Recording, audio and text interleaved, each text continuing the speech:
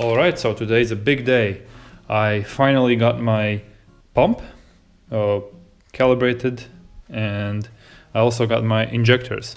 So this is not a diesel mechan pump or a diesel pump UK or any other. This is I got it done in a local place called Autex, and that seems like they seem like really solid people right there, and they did everything by the book. I have pictures and the receipts. So I had originally taken this pump with the 5.5 stock elements to a garage type builder, and he was old and his equipment was old, and he took 3 weeks and had lots of problems, and in the end he just gave the pump to me assembled with no cost, because he couldn't calibrate it. But he said that it was fine, but honestly I did not believe him, and I took it to Autex, where they said to me that he had done a terrible job. The timing was way off, the calibration as well. So they had to completely redo all of his work, but now this seems proper. They also changed the shutoff valve because it was leaking. So you can see this one doesn't leak. The injectors are Bosch, the nozzles are Bosch, and they're opening at 135 bars. So that's stock pressure for them, just new nozzles. And the pump has 6mm elements from the EDC pump, and it's calibrated. It's originally a non-turbo 603 pump, because this is weird, I don't know why, but it doesn't have either an ADA or an alda. Well, it would have alda if it was a turbo, but this has nothing, which is weird, but I'm not an expert on these things, so I can't comment on that.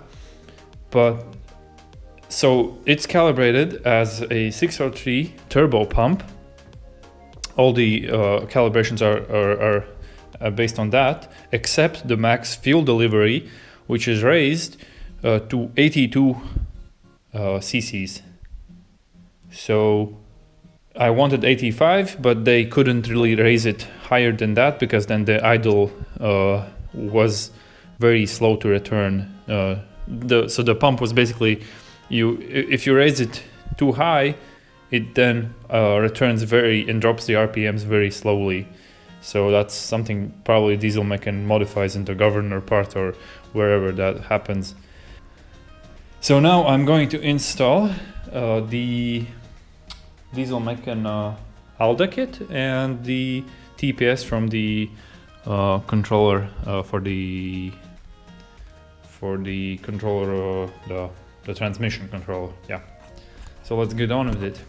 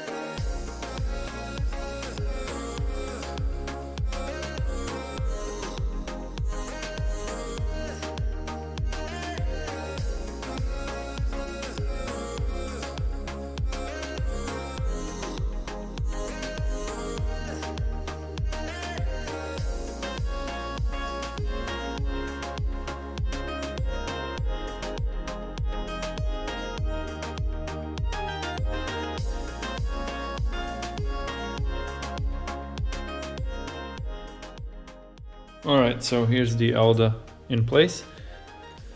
So I'm a bit lost on how it works currently, because this part moves with boost pressure. It moves to the right, and the only way that it could impact this lever is if it's already pre-adjusted.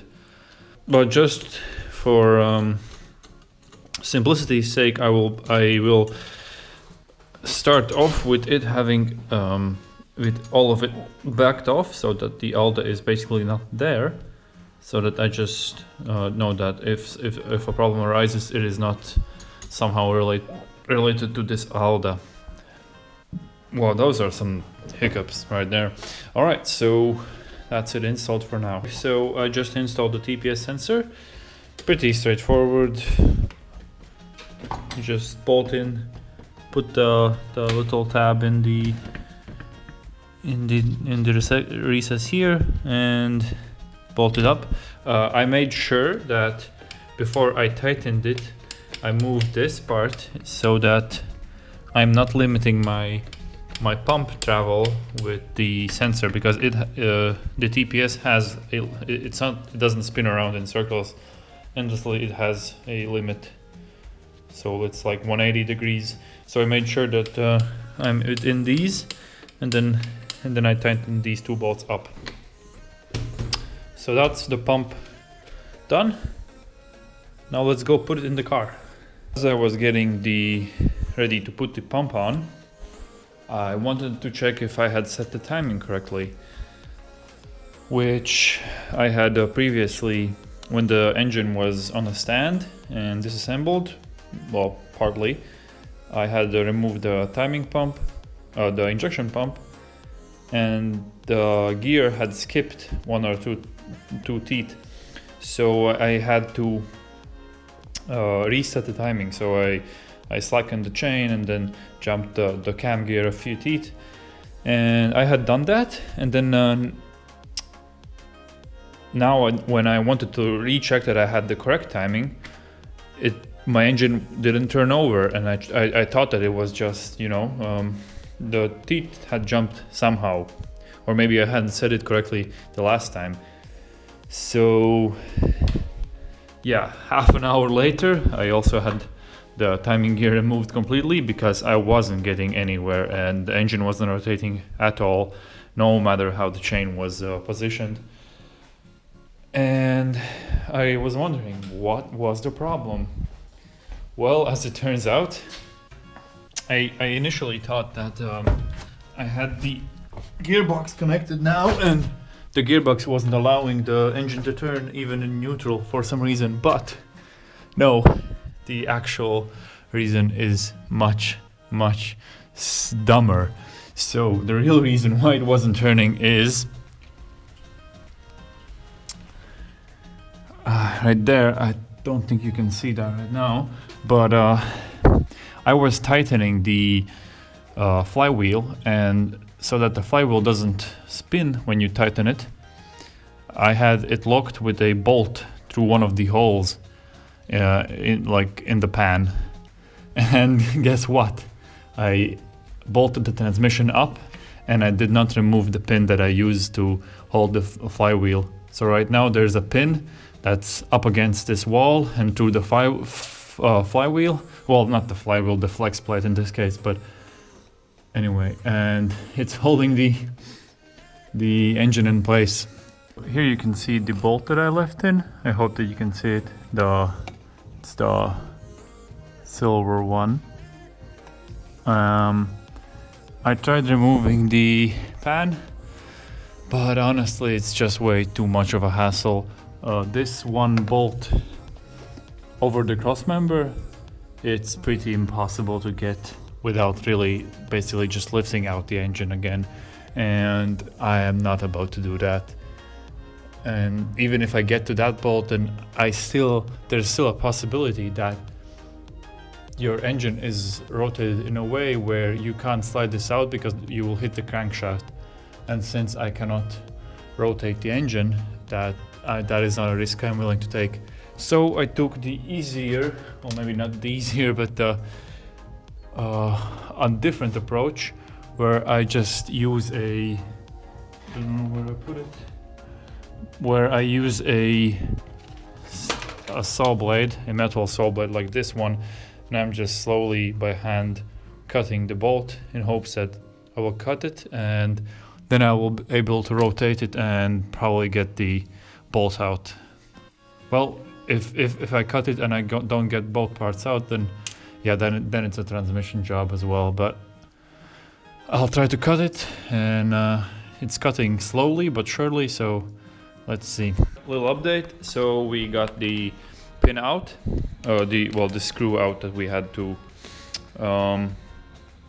I actually had to cut it, and then I had to also unbolt the transmission and jiggle it out a bit, and then only then could I remove the other part of the screw. But that's now done.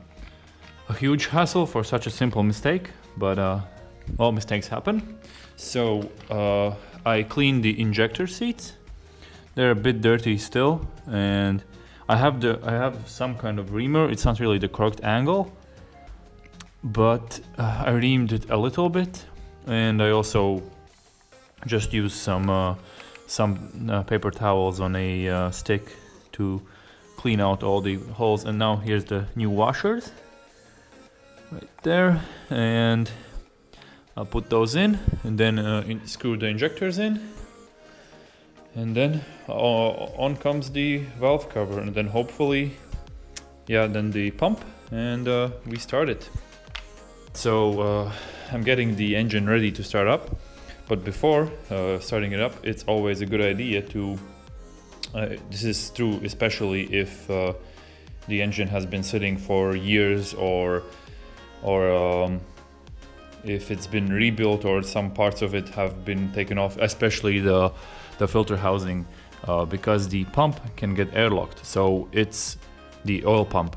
So it's always a good idea to try to bleed the pump. So there are two ways of doing this. One is using this, unscrewing this bolt. It comes just down there behind the filter housing. You can see this one dimple here, and then just below there downwards is this bolt. So this is supposed to be a pump housing bleed bolt. I've removed it, and I've cranked the engine 5 times for like 30 seconds or more even, and nothing, it's completely dry. So the next way of doing it is just by unbolting the pump housing itself and cranking the engine that way, and then that should definitely bleed it. At least that's what I think. So to do that, you have to unbolt the starter, but that's easy. That's 2 screws, and yeah, get to the 4 screws there, lift it off, and start it. A bit of a hassle, but I'll unbolt the screws, and then let's see what happens. I got the oil to flow, so as you can see here, and yeah, it just took unbolting the 4 housing bolts, and then after cranking it, immediately a lot of oil spilled out. And right there you can see the actual oil bleed port. I'm not really sure how it works then, because you can see it's the one next to the numbers, and it's open, but the oil really comes from that big hole that's currently filled with oil. So that port isn't the first one that comes in contact with oil. I'm not sure how this works. Maybe it gets the oil from somewhere else as well. This housing is pretty complicated, but well, the good thing is that now the oil is there. Now I have a huge mess under the car, but at least the pump is getting the oil, and I can finally screw in the filter, and then start bolting everything up and really fire it up basically. So side note, if you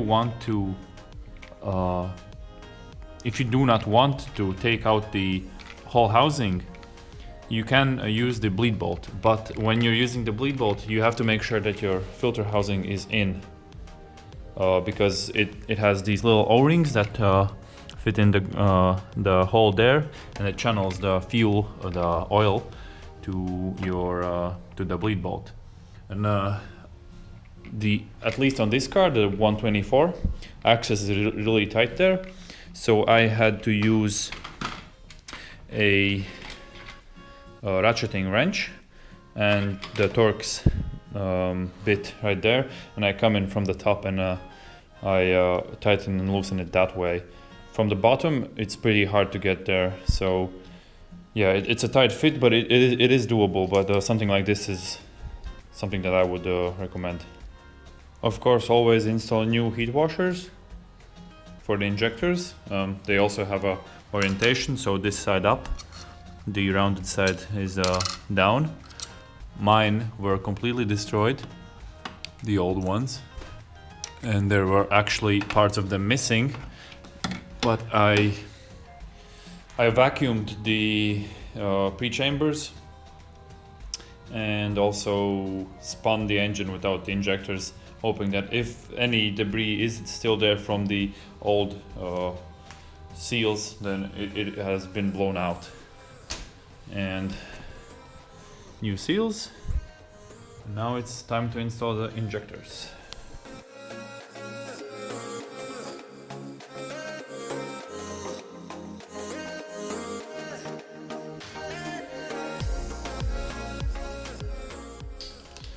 The torque setting for them is 40 Newton meters. At least that's what I read in a forum post. But yeah, 40, wait. So 40 Newton meters. Yeah, and that seems plenty tight.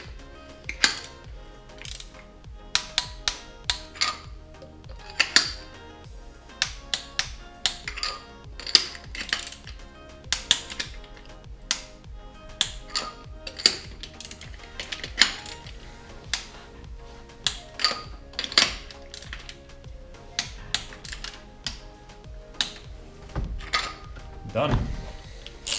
Alright, so everything seems to be wired up. So for now I'm just venting the PCV to this catch can. Now we'll start with bleeding the pump. So theory says that you start with this one, crank it open till fuel comes out, and then move on to the next ones, and then you bleed at the injectors. Perhaps you can just bleed at the injectors, not sure. Yeah, we have no coolant hooked up right now. I replaced the transmission fluid. It was black, but that's to be expected. One note I found is that if you have a 5-cylinder diesel like that one, all the fuses, all the hoses will fit except this one. So this one will be a bit too short. So I had to make this one from a hydraulic shop. So now we'll start cranking it, and then let's see what happens.